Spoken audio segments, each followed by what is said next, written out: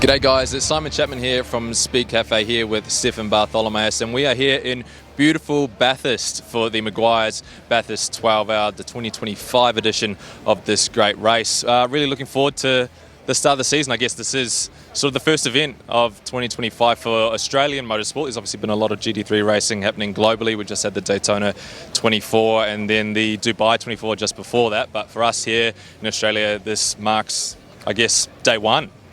Yeah, always a great way to start the Australian circuit racing season. We've got behind us right now the Track to Town, which really was brought to Australia by this event. It's something that they did at the Spa 24 Hour, and Supercars promote this event. They saw that there, they brought it here, and now they've rolled it out through Supercars events. So yeah, they drove the cars into the town here, drivers doing some autographs and some Q&As on stage. So great to have the people involved.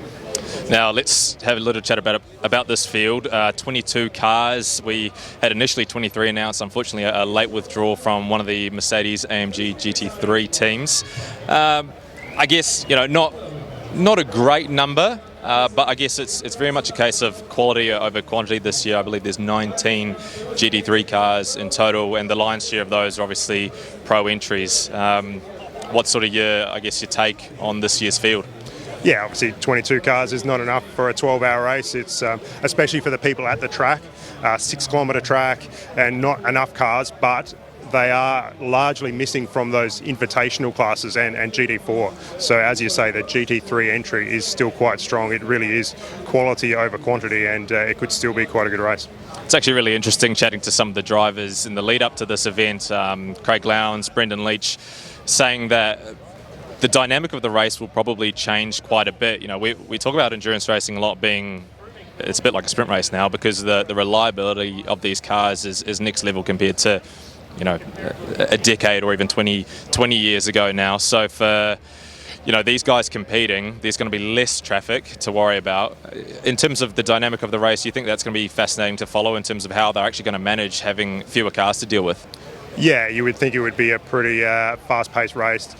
These cars are built to be able to be driven flat out for 12 hours, and we often saw the invitational entries were the ones that sort of tripped up and caused some of those safety cars. So it'll be fast. I'm sure some of those GT drivers will like having some less cars in it, but from a spectator's point of view, we'll see if there is a little bit less action because of the field being smaller. Talk about some of the quality in this field. Have you got sort of one or two teams or drivers that you're sort of focusing on that might stand out as a favourite? Favourites are really tough, especially with this balance of performance racing where they even adjust some of the parameters. On Saturday night here, we've seen the last couple of years, so it's hard to tell even through practice and quali who's really going full send and who's just sandbagging a little bit. But certainly I'm excited to see Ferrari back at this race. I think that's one of the great storylines, and to have Chaz Mostert and Will Brown, the top Ford and the top Chevy guy from last year's Supercars Championship, rivals but good mates, teaming up in a Ferrari is really cool for the race. I think also if you just look at over the years, like surely it's got to be BMW's turn at some stage. Valentino Rossi again back headlining that entry, but they've got two very good cars. I think it's a fascinating entry list, considering someone like Maro Engel, for example, one of the most successful Mercedes AMG drivers in recent memory, he still hasn't got a win at this joint, which is just crazy to think, because he is always in it, basically every time he comes here.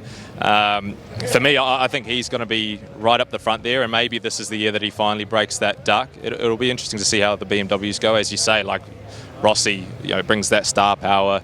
They probably are overdue.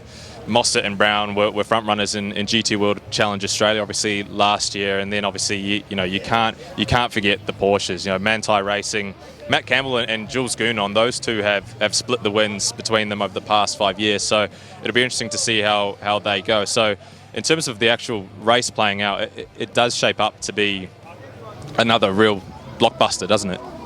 Yeah, it's definitely looking forward to Sunday, but there's 6 practice sessions and some quali segments to get through, so just let's hope we get all 22 of these cars to the grid on Sunday morning.